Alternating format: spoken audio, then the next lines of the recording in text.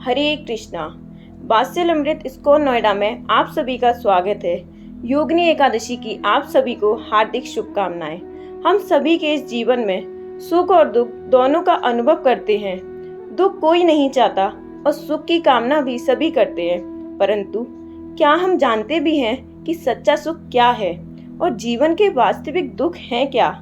जीवन की सबसे बड़ी समस्याएं हैं जन्म, मृत्यु और जरा और व्याधि, क्योंकि इनसे कोई बच नहीं सकता और ये सभी के जीवन में आते हैं। जन्म बड़ा कष्टकारी है। अगर हम भूल गए हैं तो इसका मतलब यह नहीं है कि जन्म कष्टकारी नहीं है। मृत्यु बड़ी दुखदाई है। वृद्धावस्था अच्छी नहीं है। व्याधि अर्थात बीमारी अच्छी नहीं है। दुख अच्छे नहीं है। भगवान कहते हैं कि दुख दोषाणु दर्शनम, अर्थात दुखों का दर्शन करो और समाधान करो। इनका समाधान क्या होगा? फिर भगवान कहते हैं कि मेरी भक्ति अनन्य भक्ति, और भगवान की उसी अनन्य भक्ति को पाने का अति सुंदर और अति सरल उपाय है एकादशी व्रत, जो कि हर महीने में 2 बार आती है। हिंदू धर्म ग्रंथों में हर एकादशी का अपना अलग अलग महत्व बताया गया है। इन्हीं अलग अलग विशेषताओं के कारण इनके नाम भी भिन्न भिन्न रखे गए हैं। इन्हीं एकादशियों में से एक एकादशी आषाढ़ मास के कृष्ण पक्ष की एकादशी है, जिसे योगिनी एकादशी कहते हैं। योगिनी एकादशी का उपवास रखने से समस्त पापों का नाश होता है तथा इस लोक में सुख भोगकर परलोक में मुक्ति भी मिलती है।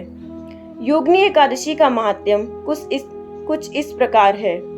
महाभारत काल की बात है कि एक बार धर्मराज युधिष्ठिर ने भगवान श्री कृष्ण से कहा, हे त्रिलोकीनाथ, मैंने ज्येष्ठ माह के शुक्ल पक्ष की निर्जला एकादशी की कथा सुनी। अब आप कृपा करके आषाढ़ माह के कृष्ण पक्ष की एकादशी की कथा सुनाइए। इस एकादशी का नाम क्या है तथा इसका महात्म्य क्या है, सो अब मुझे विस्तार पूर्वक बताएं। श्री कृष्ण ने कहा, हे पांडुपुत्र, आषाढ़ मास के कृष्ण पक्ष की एकादशी का नाम योगिनी एकादशी है। इसके व्रत से सभी पाप नष्ट हो जाते हैं। यह व्रत इस लोक में भोग तथा परलोक में मुक्ति देने वाला है। हे धर्मराज, यह एकादशी तीनों लोकों में प्रसिद्ध है। इसके व्रत से सभी पाप नष्ट हो जाते हैं। तुम्हें मैं पुराण में कही हुई कथा सुनाता हूँ, ध्यान पूर्वक श्रवण करो। एक बार कुबेर नाम का एक राजा अलकापुरी नाम की नगरी में राज्य करते थे। वह शिव भक्त थे। उनका हेममाली नामक एक यक्ष सेवक था जो पूजा के लिए फूल लाया करता था। हेममाली की विशालाक्षी नाम की अति सुंदर स्त्री थी। एक दिन वह मानसरोवर से पुष्प लेकर आया, किंतु कामासक्त होने के कारण पुष्पों को रखकर अपनी स्त्री के साथ रमण करने लगा। इसी भोग विलास में दोपहर हो गई। हेममाली की राह देखते देखते जब राजा कुबेर को दोपहर हो गई तो उसने क्रोध पूर्वक अपने सेवकों को आज्ञा दी कि तुम लोग जाकर पता लगाओ कि हेममाली अभी तक पुष्प लेकर क्यों नहीं आया है। जब सेवकों ने उसका पता लगाया तो राजा के पास जाकर बताया, हे राजन, वह हेममाली अपनी स्त्री के साथ रमण कर रहा है।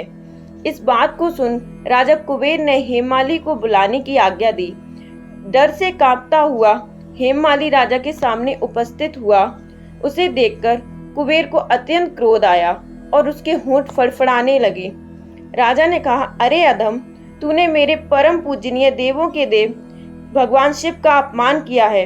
मैं तुझे श्राप देता हूँ कि तू स्त्री के वियोग में तड़पे और मृत्युलोक में जाकर कोढ़ी का जीवन व्यतीत करे। कुबेर के श्राप से वह तत्क्षण स्वर्ग से पृथ्वी पर आ गिरा और कोढ़ी हो गया। उसकी स्त्री भी उससे बिछड़ गई। मृत्युलोक में आकर उसने अनेक भयंकर कष्ट भोगे, किंतु शिव की कृपा से उसकी बुद्धि मलिन नहीं हुई और उसे पूर्व जन्म की भी सुध रही। अनेक कष्टों को भोगता हुआ तथा अपने पूर्व जन्म के कुकर्मों को याद करता हुआ वह हिमालय पर्वत की तरफ चल पड़ा। चलते चलते वह मार्कंडेय ऋषि के आश्रम में जा पहुंचा। वह ऋषि अत्यंत वृद्ध तपस्वी थे। वह दूसरे ब्रह्मा के समान प्रतीत हो रहे थे और उनका वह आश्रम ब्रह्मा की सभा के समान शोभा दे रहा था। ऋषि को देखकर हेममाली वहां गया और उन्हें प्रणाम करके उनके चरणों में गिर पड़ा। हेममाली को देखकर मार्कंडेय ऋषि ने कहा, तूने कौन से निष्कृष्ट कर्म किए हैं जिससे तू कोढ़ी हुआ और भयानक कष्ट भोग रहा है। महर्षि की बात सुनकर हेममाली बोला, हे मुनिश्रेष्ठ, मैं राजा कुबेर का अनुचर था। मेरा नाम हेममाली है। मैं प्रतिदिन मानसरोवर से फूल लाकर शिव पूजा के समय कुबेर को दिया करता था। एक दिन पत्नी सहवास के सुख में फंस जाने के कारण मुझे समय का ज्ञान ही नहीं रहा और दोपहर तक पुष्प ना पहुंचा सका। तब उन्होंने मुझे श्राप दिया कि तू अपनी स्त्री का वियोग और मृत्युलोक में जाकर कोढ़ी बनकर दुख भोग। इस कारण मैं कोढ़ी हो गया हूँ तथा पृथ्वी पर आकर भयंकर कष्ट भोग रहा हूँ। अतः कृपा करके आप कोई ऐसा उपाय बतलाइए जिससे मेरी मुक्ति हो जाए। मार्कंडेय ऋषि ने कहा, हे हेममाली, तूने मेरे सम्मुख सत्य वचन कहे हैं, इसलिए मैं तेरे उद्धार के लिए एक व्रत बताता हूँ। यदि तू आषाढ़ माह के कृष्ण पक्ष की योगिनी नामक एकादशी का विधान पूर्वक व्रत करेगा तो तेरे सभी पाप नष्ट हो जाएंगे।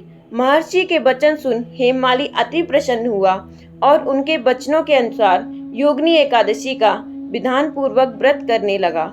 इस व्रत के प्रभाव से अपने पुराने स्वरूप में आ गया और अपनी स्त्री के साथ सुख पूर्वक रहने लगा। भगवान श्री कृष्ण ने कहा, इस योगिनी एकादशी की कथा का फल 88,000 ब्राह्मणों को भोजन कराने के बराबर है। इसके व्रत से सभी पाप नष्ट हो जाते हैं और अंत में मोक्ष प्राप्त करके प्राणी स्वर्ग का अधिकारी बनता है। इसलिए आइए हम सभी इस योगिनी एकादशी का व्रत रहते हैं तथा इस दिन हमें ज़्यादा से ज़्यादा हरि कथा सुननी चाहिए, ज़्यादा से ज़्यादा हरे कृष्ण महामंत्र का जाप करना चाहिए, भक्तों का संग करना चाहिए। हरे कृष्णा।